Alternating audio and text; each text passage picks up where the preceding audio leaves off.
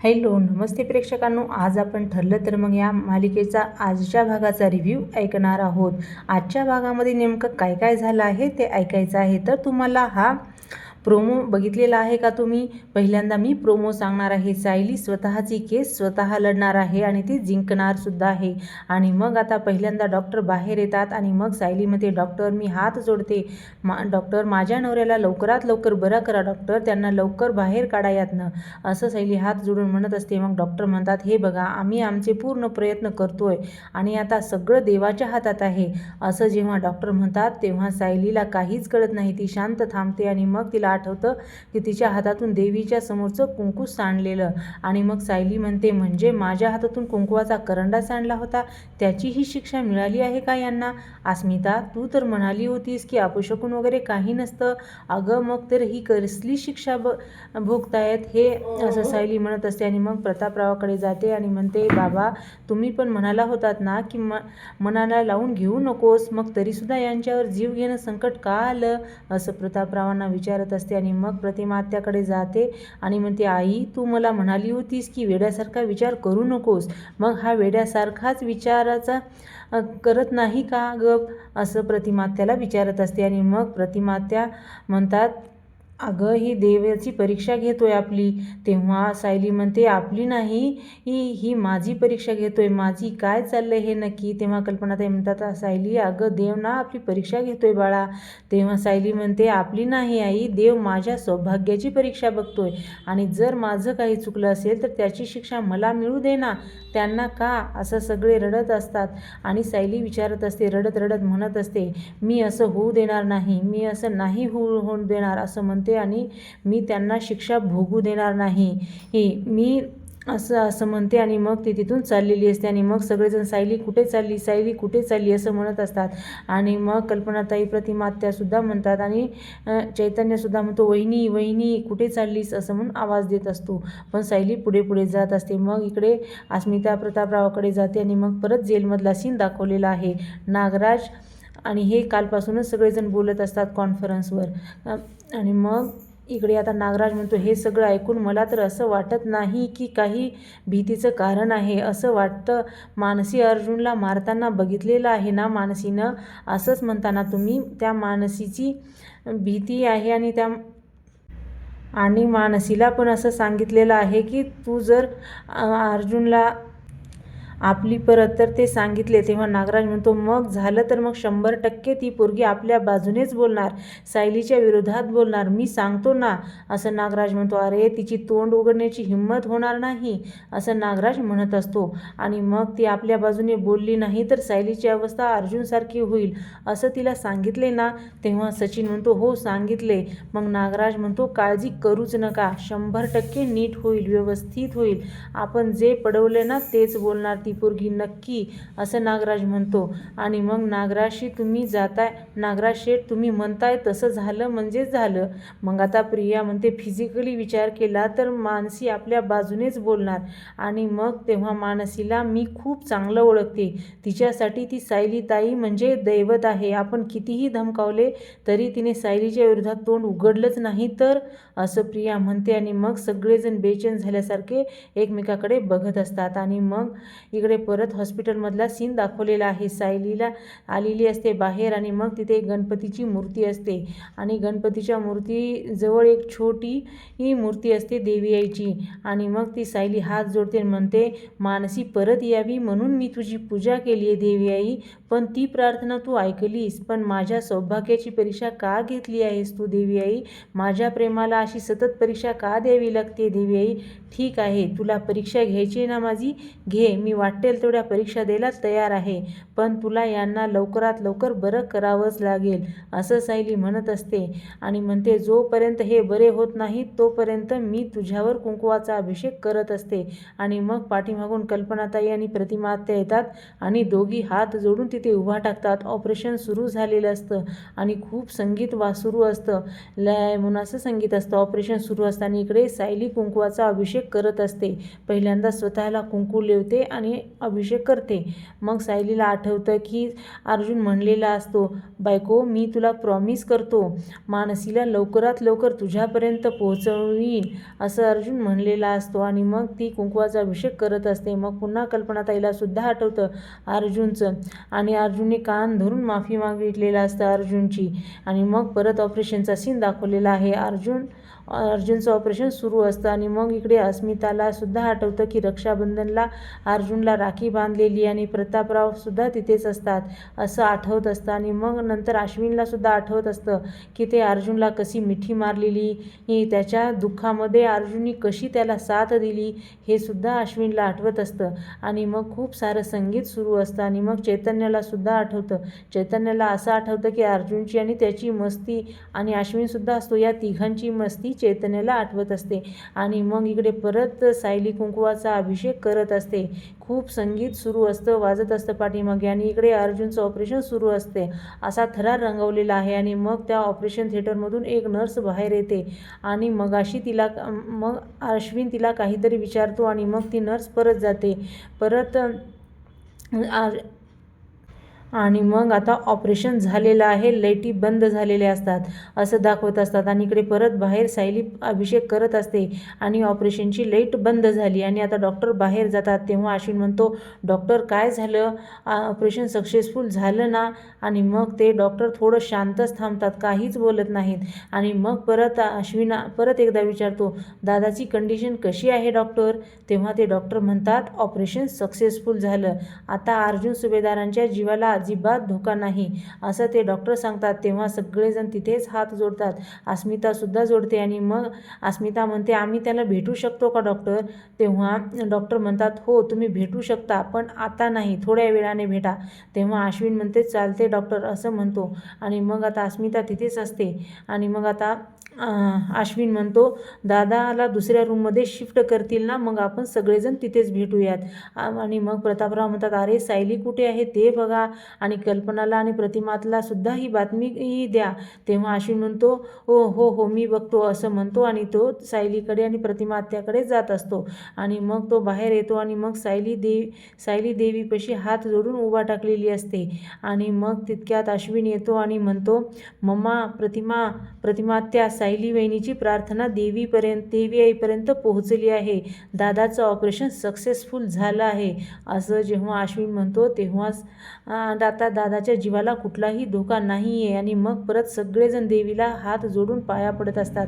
कल्पनाताई म्हणतात, देवी आई पावलीस ग असं म्हणतात. आणि मग कल्पनाताई, सायली अर्जुनचं ऑपरेशन चांगलं झालं, आता तू लवकर बरा होईल तो असं कल्पनाताई सायलीला म्हणतात. आणि माझी खात्री होती, मला कधीच देवी आई निराश करणार नाही असं सायली म्हणत असते. तू माझं सौभाग्य वाचवलंच नाही, तुझे उपकार आयुष्यभर विसरणार नाही असं सायली देवी आईला म्हणत असते. आणि मग इकडे श्वेताने फोन केलेला असतो तो मधुभाऊला आणि मग कुसुमताईला आणि मधुभाऊला. त्यामध्ये आगही भयंकर लावत असते ती आणि म्हणत असते, काय बोलतेस तू, अगं असं का बोलतेस असं कुसुमताई म्हणत असतात. तेव्हा अर्जुन सर कसे आहेत असं म्हणत असते. तेव्हा श्वेता म्हणते, आता काही सांगता येणार नाही, पण आता मानसी पोलिसांच्या ताब्यात आहे हे खरं आहे, पण हे प्रकरण अर्जुन सरांच्या जीवावरच बेतलंय असं श्वेता म्हणत असते. आणि मग मधुभाऊ म्हणतात, देवा ही कसली परीक्षा बघतोयस रे श्वेता, मला सांग, तू आधी का नाही सांगितलंस.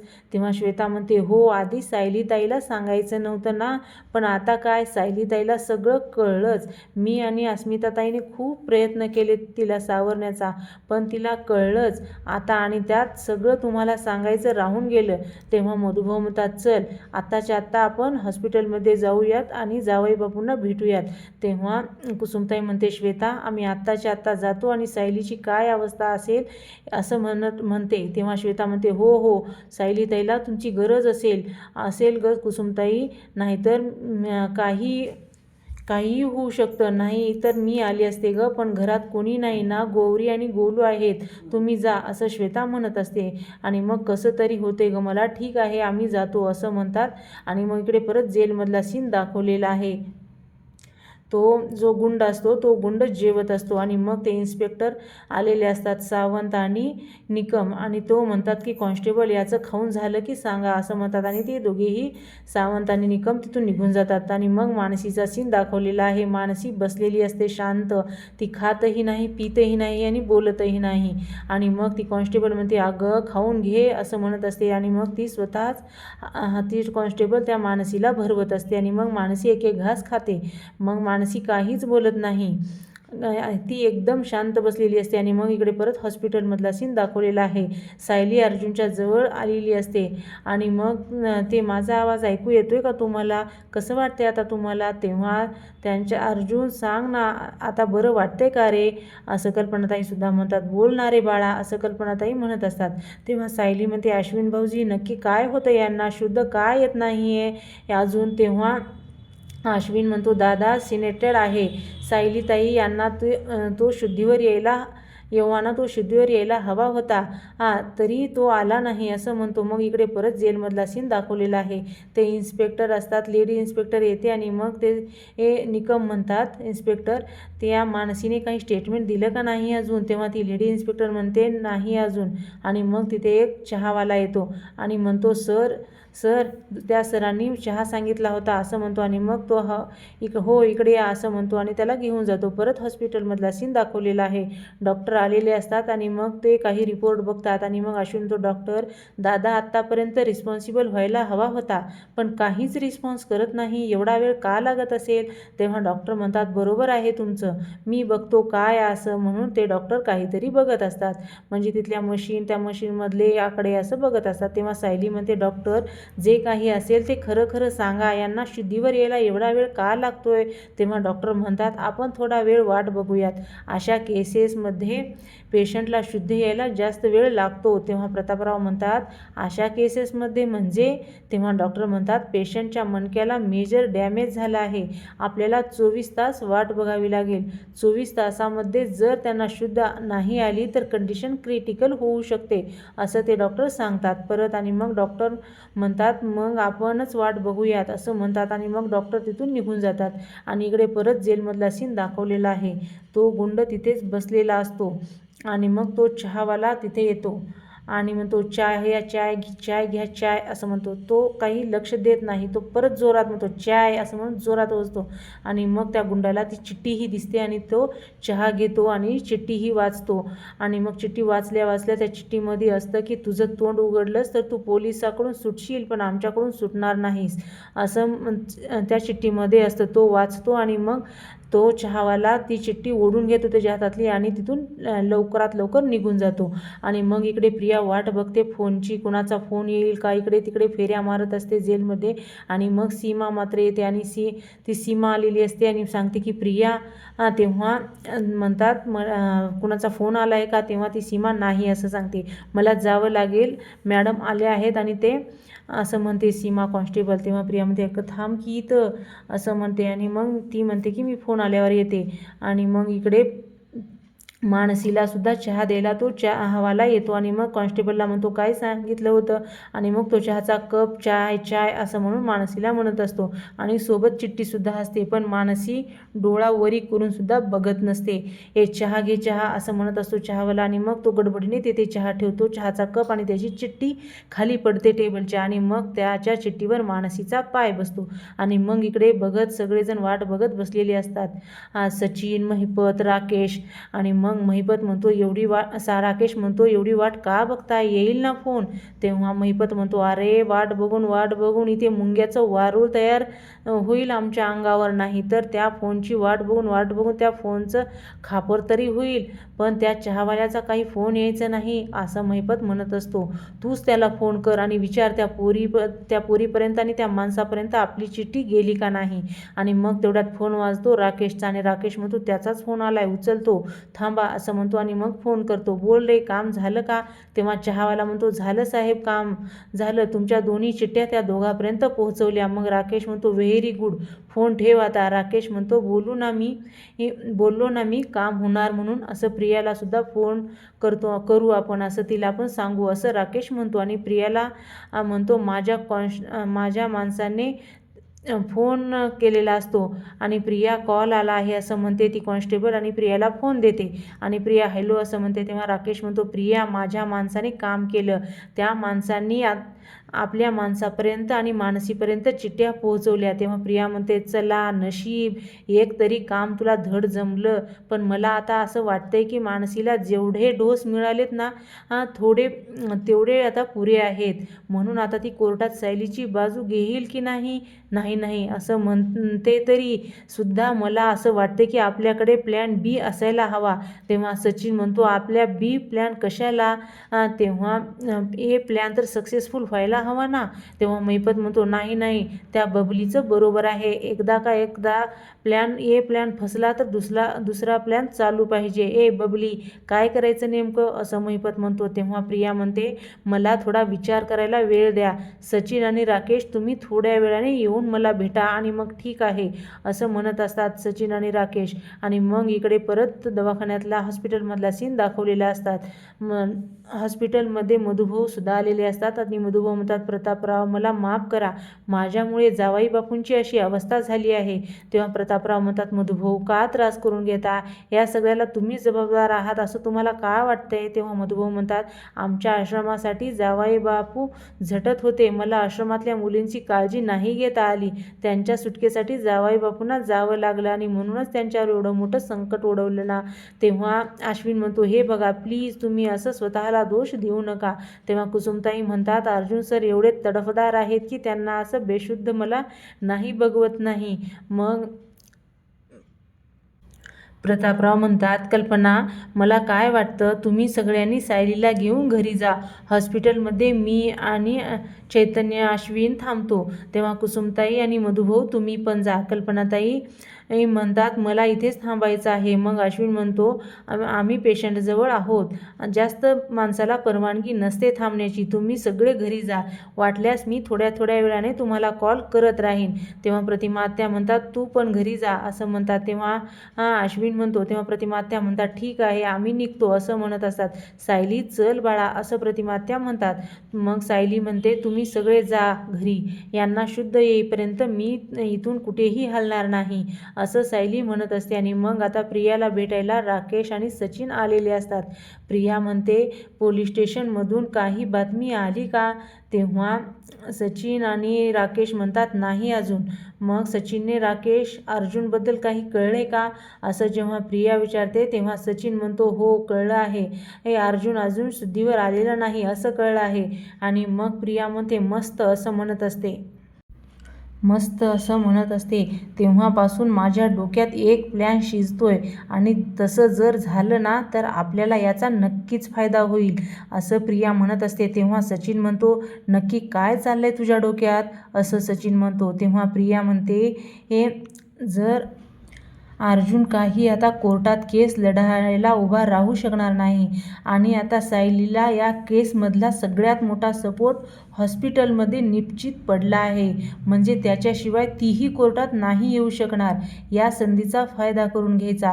एक काम करणार, तुझ्या त्या शेंडे वकिलांना फोन करून सांग की कोर्टाची उद्याच्या उद्या तारीख मिळवायला, आणि तसं जर झालं तर अर्जुन काही कोर्टात पोहोचू शकणार नाही, हे त्याच्या विरोधात जाईल केस. तेव्हा सचिन म्हणतो, गुड आयडिया प्रिया, यस असं म्हणतो, हे फोन दे असं म्हणून त्या कॉन्स्टेबलकडून फोन घेत असतात. आणि मग ती कॉन्स्टेबल फोन देते आणि मग आता फोन लावतात शेंडे वकिलाला आणि मग शेंडे वकील म्हणतात, बोला साहेब. तेव्हा सचिन म्हणतो, मी सचिन दीक्षित बोलतोय, मी काय सांगतोय ती नीट ऐका असं म्हणतो. तेव्हा सचिन काहीही बोललेलं आपणाला ऐकवलेलं नाही, पण ते बोलत असतात आणि ते शेंडे वकील मानेने हो ओके असं म्हणत असतात. आणि मग शेवटी फोन ठेवतात आणि हॉस्पिटलमधला सीन दाखवलेला आहे.